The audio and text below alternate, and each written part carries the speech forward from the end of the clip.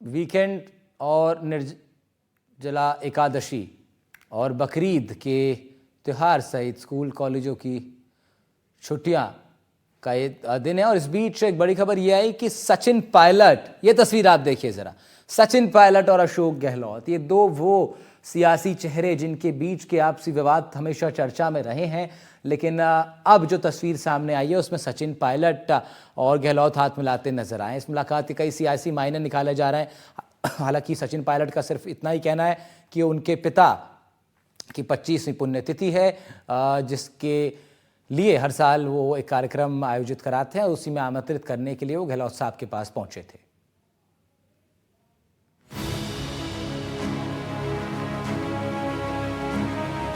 Pilot Gehlot की हुई मुलाकात, क्या फिर से दोनों आएंगे साथ?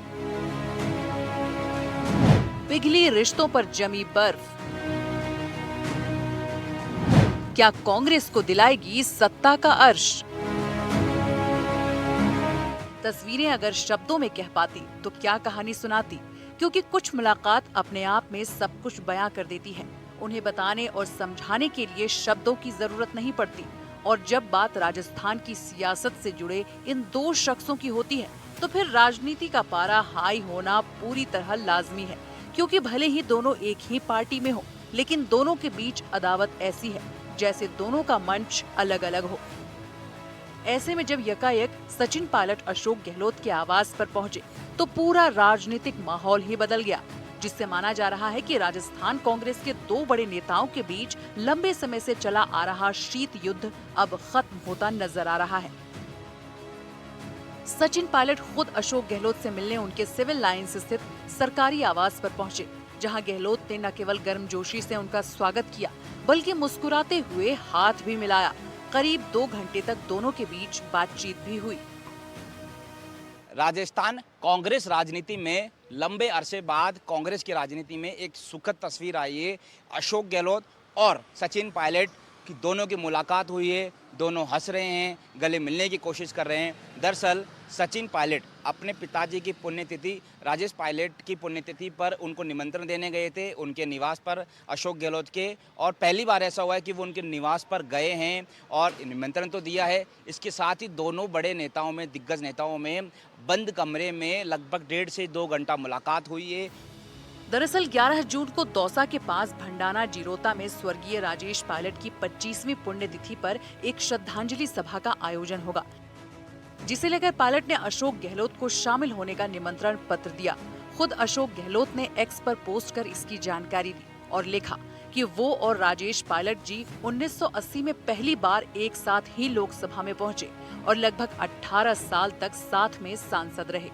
पायलट का आगे कदम बढ़ाकर मिलना और अशोक गहलोत की हाजिर जवाबी, जिससे साफ तौर पर लगता है कि ये मात्र कोई औपचारिक मुलाकात नहीं थी बल्कि एक सियासी संदेश है। अगर बात करें अशोक गहलोत और पायलट की सियासी अदावत की तो ये 7 साल से चली आ रही है। गहलोत पायलट विवाद 2018 से चला आ रहा है। 2018 में कांग्रेस की जीत के बाद गहलोत सीएम बनाए गए। पायलट को उप मुख्यमंत्री पद से संतोष करना पड़ा। इसके बाद 2020 में पायलट का विद्रोह सामने आया। 2020 में पायलट अपने समर्थकों के साथ मानेसर गए थे। इसके बाद दोनों नेताओं के बीच दूरी बढ़ती गई। गहलोत को सरकार बचाने के लिए संघर्ष करना पड़ा। विधायकों को 45 दिनों तक होटल में ठहरना पड़ा था, जिसके बाद दोनों नेताओं के बीच तल्खी लगातार जारी रही। पायलट को डिप्टी सीएम पद से इस्तीफा देना पड़ा। पीसीसी चीफ का पद भी पायलट के हाथ से चला गया। वहीं 2023 चुनाव में गहलोत के हाथ से भी सत्ता चली गई। आने वाले दिनों में राजस्थान में निकाय चुनाव है, सरपंच के चुनाव है। अगर कांग्रेस को ये जीतना है तो निश्चित तौर पर दोनों बड़े नेताओं को एक होना पड़ेगा। इससे पहले हमने देखा था विधानसभा चुनाव थे, कांग्रेस में दोनों ये जो पायलट और गहलोत एक नहीं थे, जिसका नुकसान हुआ। उसके बाद अभी हाल में उपचुनाव हुआ, उसमें कांग्रेस को एक बड़ा नुकसान उठाना पड़ा। तो ये सबको देखते हुए कि जो दोनों नेता है वो एक होने की कोशिश कर रहे हैं और इसके साथ ही पार्टी में एक संदेश भी देने की कोशिश करें कि हम दोनों अगर एक है तो बाकी किसी में अगर अनबन है तो वो भी एक हो सकते हैं। यानी कि दोनों को भली भांति पता है कि अलग अलग जाने से न सिर्फ पार्टी बल्कि उनको भी व्यक्तिगत नुकसान हुआ है। वैसे कहा जा रहा है कि ये मुलाकात अचानक तय हुई थी। सचिन पायलट ने गहलोत से मिलने का समय मांगा और गहलोत ने उन्हें दोपहर में मिलने के लिए बुला लिया। ये भी कम दिलचस्प नहीं कि पायलट के आवास से गहलोत के घर की दूरी महज आधा किलोमीटर है, लेकिन ये सियासी फासला सालों से नापा जा रहा था, जिसे शनिवार को आखिरकार मंजिल मिल गई। अब देखने वाली बात होगी कि ये मंजिल कब अपने असल मुकाम तक पहुंचती है।